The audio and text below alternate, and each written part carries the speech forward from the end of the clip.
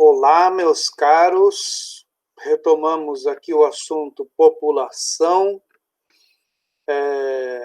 Para retomarmos o assunto população, eu vou fazer novamente uma série de apresentações e que vão abordar o assunto que nós estamos trabalhando no 7º ano.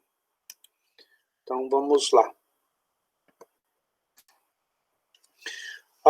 O assunto que nós vamos trabalhar está lá no livro de vocês, a partir das páginas 62 e seguintes, é o percurso 7, e ele fala sobre população e trabalho, mulheres, crianças e idosos. Então, a gente vai abordar esse conceito dentro dessa situação. Vamos falar sobre população e trabalho. Então, por meio do trabalho, a maioria dos brasileiros gera riqueza para o país, mas poucos se beneficiam dela. Aí eu trago uma observação. Poucos se beneficiam dela? Essa é uma afirmação. Que motivo leva a isso? Por que a maioria dos trabalhadores dos brasileiros geram riqueza, no entanto, poucos se beneficiam dessa riqueza? Eu vou questionar isso.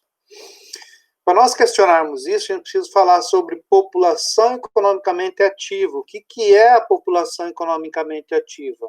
População economicamente ativa é aquela população que ou está trabalhando com carteira assinada ou está procurando trabalho. Se ele estiver dentro de um desses dois momentos, ou trabalhando ou procurando trabalho, ele faz parte da população economicamente ativa. A população economicamente ativa compreende a parcela da população que está entre os 10 e os 65 anos de idade, que está trabalhando ou procurando emprego. No Brasil, ela compõe em torno de 97 milhões de pessoas. Desses 97 milhões, 55 milhões são homens e 42 milhões são mulheres. Então, está dividido dessa forma a população economicamente ativa no Brasil, dos 10 aos 65 anos. A população economicamente ativa, ela tem essa distribuição aí. Vejam que o dado é de 2006, IBGE 2006. Até meio salário mínimo, nós tínhamos lá perto de uns 10 milhões de pessoas. Aí de 2 a 3, 12 milhões, de 3 a 5, e assim vai mudando. Mas percebam que lá, sem rendimento, nós temos próximo de 50 milhões de pessoas, né? E com salários razoáveis, mais de 20 salários mínimos, a gente tem perto de 10 milhões de pessoas. Ou seja, dos 10 milhões dos 97, isso quer dizer que 87 milhões de pessoas têm rendimento menor de 20 salários mínimos. Mais ainda, se a gente pegar de 10 a 20, ficar lá entre os 5 a 10 e dos 3 a 5, nós vamos ter perto de 50 milhões. Quer dizer, de 3 a 5 salários mínimos, nós temos lá hoje 3 vezes 9 dá R$ 2.700, entre R$ 2.700 e R$ 4.500, nós temos perto de 20 milhões de pessoas. É pouca gente, né? Então, daí aqui tem os dados que eu chamei a atenção aqui, eu trouxe eles elencados não a partir de gráficos. Olha lá, 60% dos trabalhadores ganhavam até 2 salários mínimos apenas. Cerca de 50 milhões não possuem rendimento. É claro que nesses 50 milhões estão inseridos também os estudantes. Os estudantes e que têm a faixa etária dos 10 até os 17, tem uma gama bem considerável. Mas no meio disso, você tem aqueles que não têm rendimento, que não estão trabalhando, que não estão percebendo salário nenhum, né? O gráfico mostra que, mesmo estando empregados, as pessoas recebem baixos salários. E a renda per capita anual, nós temos em torno de R$ 12.600. Então, há uma concentração muito grande de dinheiro na mão de poucas pessoas. Tem muita gente que ganha pouco e tem pouca gente que ganha muito, certo? Então, há uma concentração de renda excessiva. Outro aspecto vai aparecer lá no livro de vocês, a partir da página 63, é a questão da mulher no mercado de trabalho. E o livro de vocês traz dados bastante fidedignos e bastante interessantes de se observar. Mas perceba que eu já coloco aqui, na primeira imagem da mulher no mercado de trabalho, ela, no mesmo grau de conhecimento, ou às vezes maior conhecimento que o homem, ganhando menos salário. Então, assim, ó, há uma disparidade nesse sentido, né? A mulher no mercado de trabalho, que faz parte também da população economicamente ativa, ela é a parte feminina dessa população, e ela vive numa situação muito desigual. As mulheres recebem salários mais baixos, mesmo exercendo as mesmas funções, e invariavelmente têm mais escolaridade. Cargos de chefia geralmente são ocupados por homens. Em tempos de crise, são as primeiras que são demitidas. E devido aos direitos femininos, como licença maternidade, ocorre sempre uma preferência. Se tiver dois disputando um determinado posto de trabalho, dá-se preferência para o homem, porque o homem não vai ficar, não corre o risco de ficar de 5 a 6 meses afastado em função da maternidade, por exemplo, né? Então, são problemas colocados diante da mulher no mercado de trabalho.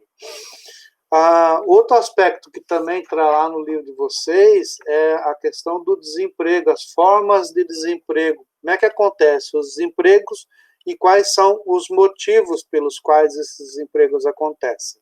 Então, o desemprego e os seus fatores. Os fatores são estruturais e conjunturais. Quando são estruturais, é a questão dos avanços tecnológicos, a substituição da mão de obra por robôs. Quando são conjunturais, são crises econômicas, recessão e fatores de ordem natural, né? Os principais problemas, então, eles estão divididos entre esses dois, desempregos, estão divididos entre esses dois fatores, que são estruturais e conjunturais. Outro aspecto que está colocado lá no livro de vocês, principalmente a partir da página 66, ele diz respeito à questão do trabalho infantil. Olha o que eu trago um card aqui, que é um card que eles reformularam ele nesse momento agora que nós estamos vivendo no período do Covid ou dessa pandemia, né? É muito triste, muito cedo. É muito covarde cortar infâncias pela metade. Então, trabalho infantil no Brasil é proibido por lei, porém existe de maneira expressiva. Crianças se submetem a trabalhos mal remunerados para principalmente ajudar o sustento de suas famílias. É muito difícil a gente perceber isso aqui, onde nós moramos, mas é uma realidade no Brasil. Agora, uma coisa tem que ser feita uma ressalva aqui, né? De repente, vocês podem utilizar essa aula aqui para chegar para o pai e para a mãe e dizer, olha, eu não lavo mais a louça, ou eu não vou fazer mais nada em casa. Não é essa a questão. Nós temos que separar as propostas aqui. Quando você terminou de tomar o café e ficou ali a louça do jantar, ou a louça do café, ou a louça do almoço, e no combinado, naquele dia você teria que lavar, isso não é trabalho infantil. O que é trabalho infantil? A mãe sair para trabalhar e a criança ficar cuidando do irmão menor, quando ela não tem condições ainda de estar cuidando do irmão menor. A mãe saiu para trabalhar e a criança ficou fazendo a faxina da casa toda, né? Ou enfim, são essas situações. E não cabem aqui, né? Não dá para a gente aceitar isso, certo? Se isso está acontecendo, tem que ser denunciado e tem que ser conversado a respeito do assunto. Como é que é o panorama dessa situação do trabalho infantil no Brasil? No Nordeste, Ó, pessoas de 5 a 17 anos ocupado por grandes regiões, em milhares de pessoas. Então, lá no Nordeste, nós teríamos em torno de 1.600.000 pessoas que têm de 5 a 17 anos que estão ocupados como trabalho infantil. Aqui no Sul, 703 mil pessoas. Então, percebam que aqui na região Sul, esse número reduz bastante. No Centro-Oeste também, em função de que é muito mais agrícola. No Sudeste, há uma gama muito grande. Então, 1.200.000 pessoas, quase 1.300.000 pessoas, entre os 5 e 17 anos, com trabalho infantil. Isso é um problema. Ainda sobre o panorama do trabalho infantil, né? O trabalho infantil prejudica os estudos, reduz a frequência na escola e a chance de abandono da escola, especialmente entre os adolescentes, porque daí eles se sentem na obrigatoriedade de estar ajudando em casa e às vezes até na obrigatoriedade pelo pai ou pela mãe, e aí as situações se apresentam, né? Então, acontece muito dos 16 aos 17 anos, quando está lá no ensino médio, pensando já em ir para a faculdade, tem muita gente que abandona a escola em função do trabalho para gerar sustento para a família. Isso é um problema colocado no Brasil e também na nossa região. Aqui nós vamos abordar o assunto que está lá na página 67 do livro de vocês, que é o bônus demográfico no Brasil. A esperança de vida ao nascer na população brasileira entre 2000 e 2030, ela tem crescido. Então a gente tem ali o verdinho, a linha verdinha são as mulheres, elas têm ganhado cada vez mais na expectativa de vida, as mulheres vivem muito mais do que os homens, e os homens, o que é o vermelhinho, vivem menos que as mulheres, no entanto, têm melhorado significativamente. E no meio está lá o número da média de homens e mulheres, que é o número no Brasil. Né? Então, o que a gente tem para afirmar a partir disso? Que há um bônus demográfico. O que é esse bônus demográfico que nós temos no Brasil? O bônus demográfico que nós temos no Brasil, que foi medido exatamente entre os anos 1970 e 2010, é que a população tornou-se cada vez mais adulta e cada vez mais está melhorando economicamente, melhorando a sua vida e vivendo mais. E isso há nesse mesmo momento da história, há uma redução do número de nascimentos. E isso significa o quê? Significa que aqueles adultos que estavam no mercado de trabalho, que estão, de maneira geral, eles estão tendo menos filhos. E ao terem menos filhos, há uma demanda menor de investimento, porque esse adulto que está vivendo mais tempo e está vivendo mais, ele está na idade que a gente chama de idade produtiva.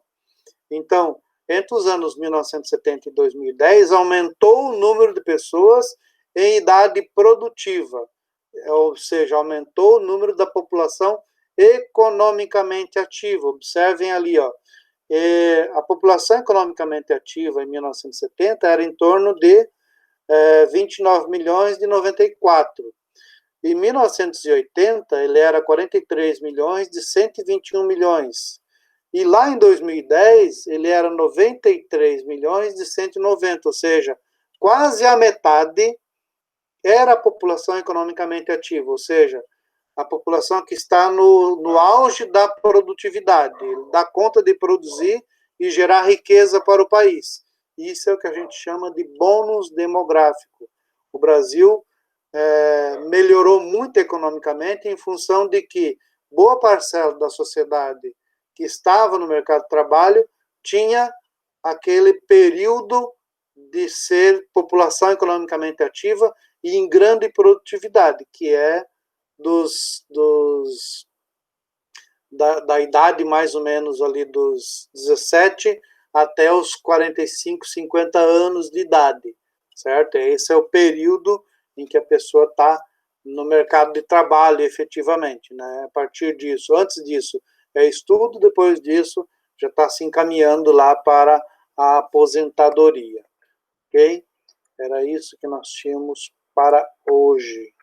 Então, nós vamos interromper o compartilhamento aqui e vamos encerrar a aula nesse estágio que a gente se encontra. Um grande abraço e aguardem atividades a respeito desse assunto que eu acabei de apresentar para vocês. Então, aguardem a atividade e até a próxima aula. Um abraço.